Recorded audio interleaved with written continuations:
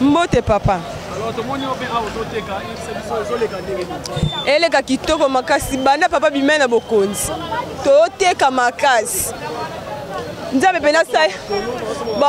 Ba somba makasi o mote biso mono to bandina rola to pote pesa batu sentiment o somba. Tala mbongo nde to somba makasi. Tolemba kutu mbongo tolala atola mka ndebe moyo kutoke gunda kweza te bala to ne olala sentiment ka yolala bazo soma one ba loba ba luba kapti ba soma bakosi eza ba Kongo eza bangala bayaka bazo ya atotekela bango ba sepela na ku makasi pe ba sepela président on pe makasi. Voilà, merci. Bonjour Ndeko. Bonjour Yaya. Bengi ona kombo nani? Ba bengi na kombo Kalo Kalonji.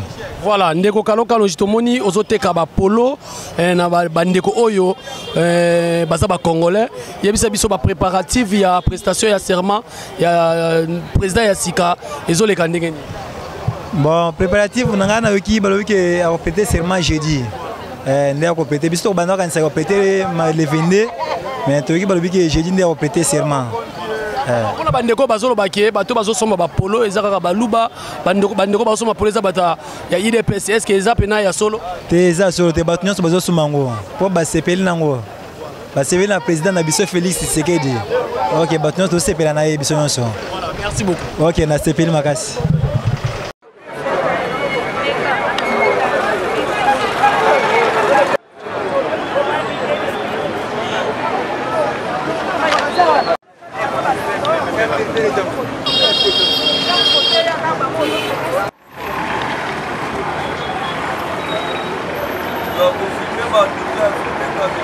Non, filmé Bilamba. Non, filmé Bilamba.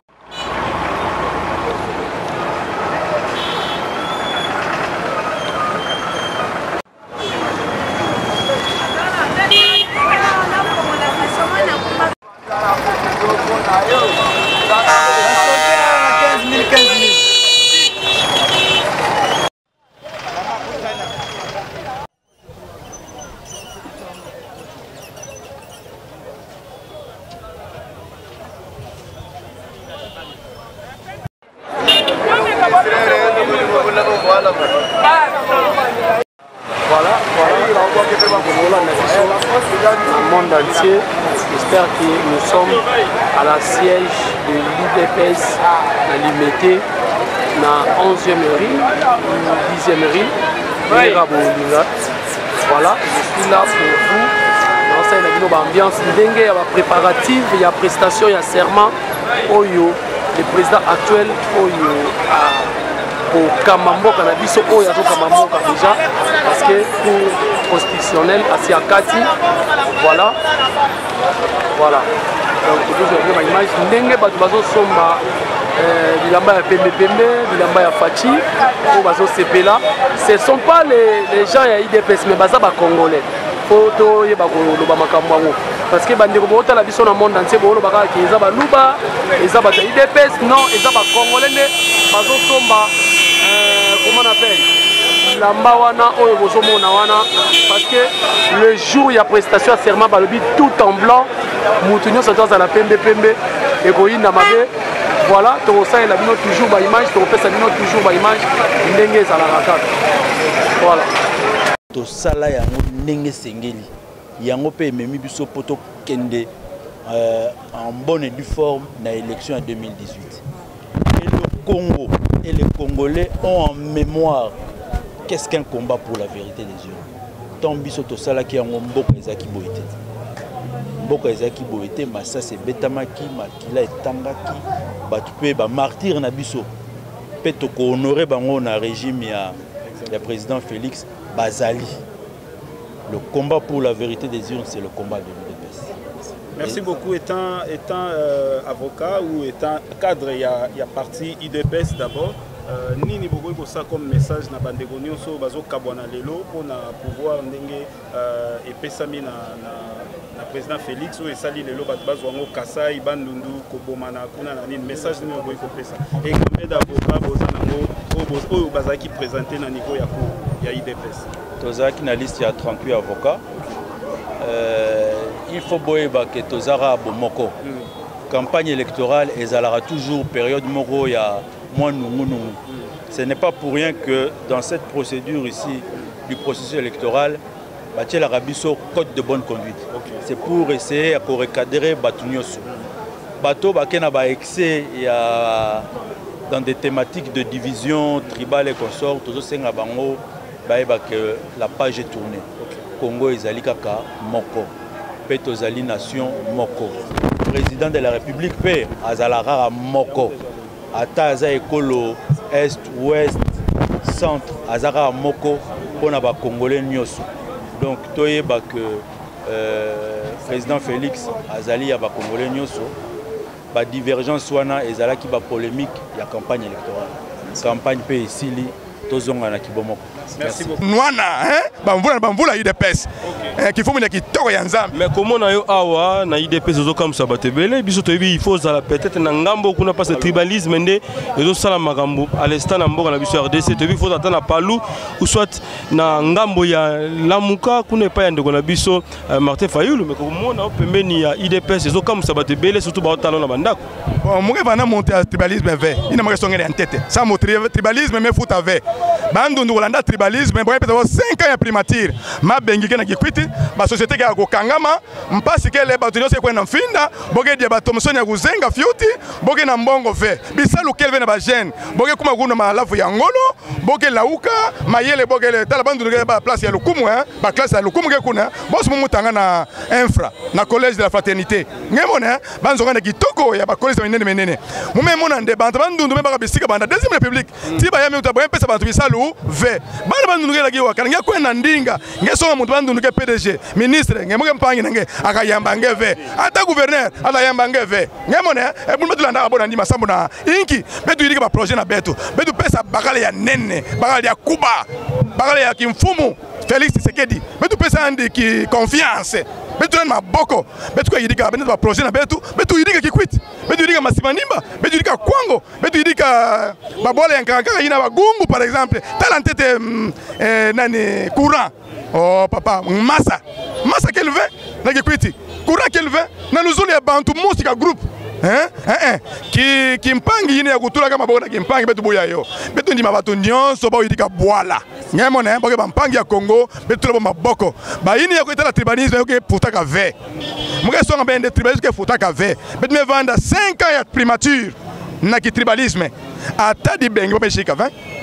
Ngewa ataki sel boyen pesa 20 courant bet me baka 20 maza bet me baka 20 ki kwit kaka na mpipa ngemona ki sel kelve ah bet moske na kata IDPS bana bandondo muke so mbele mpe muke na kacha IDPS na place mpe ya zuri ya luya ya elukumu bet ke nwana sambu mbuta muntu mbuta ya ngolo bakali ya kuba Félix Tshisekedi aya ba ki mfumu ya nzambi yo kelve ya muntu me kabila ni kelve mpe peke na indula ngemona ake champion ya kwenda na championnat bon championnat ngemona ya bayini ke banga kukota yana tuene ve muke tala base na muntu peuple na munu muke kwenda yo vana machine ve muke kwenda tala champion elera boye basa na cour constitutionnelle ngebanga diaka champion yake futola nima ve ake kwenda na objectif mete bingo na français objectif bana ki ele na changement ngemona na décision na ndia baraka ya go machine ou ve muke kwenda ça na changement mais mon changement buwa muda montu kabila mekatuka ya kotaka na nsuki ya ndombe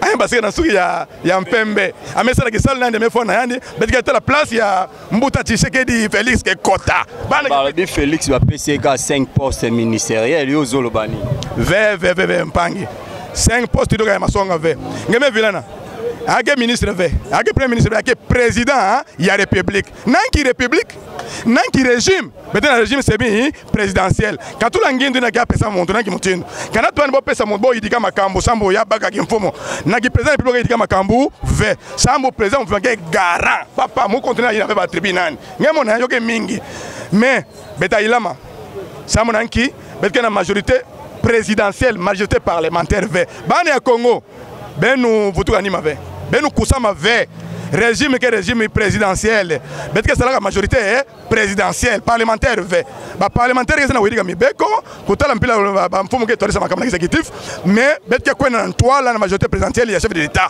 ina ke bubu yae munko ya bwala mfumu ya bwala ke Félix Etienne Tshilombo Tshisekedi yandi ina ndeke mfumu ya bwala mundu yankaka ve. Merci beaucoup. Dernière question. Ce qui a sa message moko na Yemoko, le président élu Félix Tshisekedi, to conseil moko ko pesa pour na ebi kozara na tango Mobutu, zaigi na tango Kabila, pe lelo na tango ya président Félix Tshisekedi ba flatter onyo surtout ba yaka autour ya ba président. Pour na robungisa bango nzela ko flatter ba profit na bango moko nino ko pesa comme conseil. Bon, mukena conseil mingi va pesa ensemble ya ça va déjà. Yani moi je makambo. Mais non, il a bien tu la vendre ensemble IDPS que va na mfumo ve. Ba peuple ke na Zulu mfumo ke na Nima. Ngemone be tu kabate mwana ministre ya sala mboto beta telama. Mungi so masonga. Beta songa yandi masonga nandi ke mfumo ine ke tolisa betu ina ya ministre. Ake ya mboto ve katula yandi beta telama bana IDPS. Beta telama. Empia ta katuka. Ngemone muda pesa yandi conseil na niveau na munu kelende.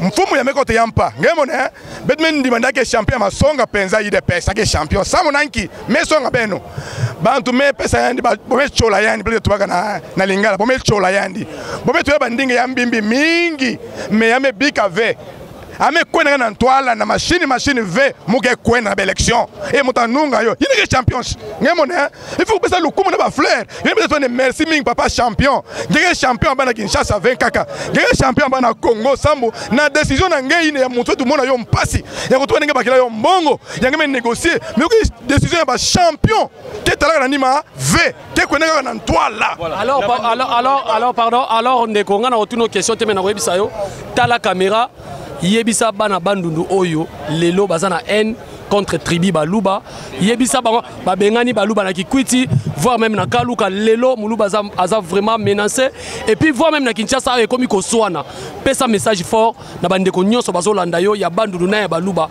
na etando na biso.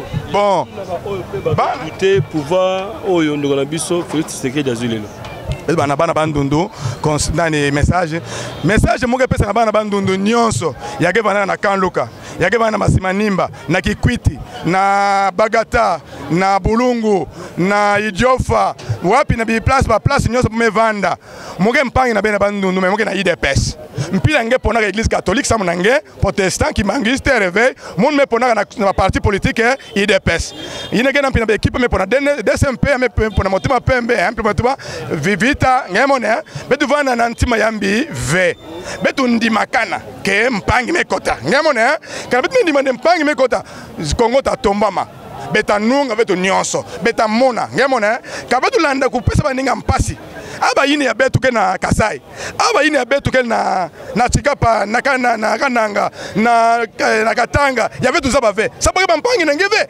non bampangi na betu ke kuna betu ke pesa luzolo mingi betu zolana bana Kaluka betu bika makambina yoke samu na betu bandundu ve yini ke ya betu ve mona moninga menga ya moninga non yoke ya betu ve betu ya ke tu makamu bubu yae betu na IDPS betu zola ngemba okota benu landa bambuta yini antama ve ya luvunu ya politique ya luvunu betu la politique ya masonga yina ve kusosa muntu ve na bombeni kel ve bika yanda ke mpangi nange mpia menga nange ngezola kumona yo ve kuzola ve kumona mpia ya muntu yankaka ngemone ake mpangi nange betu tubaka changement sambanga na pembe mekota na mbwala bantu yankaka mekota na bwala awa mpangi na betu papa kuvilana mabanza ve mpangi nange na pouvoir betu baka bisu moshi betu kwenda babwala na betu nabo betu dia nkwanga betu dia mwa fufu tomsono bon mekita kwenda mbote betu vilana ve aboke bampangi na beto kutala ve Kasai kutala ve bandundu kutala ve Equateur betu vugana bo mosi betu tunga bwala betu ntango me lukana kisalume yantika kisalume banda kisalume banda kisalume yantika. Original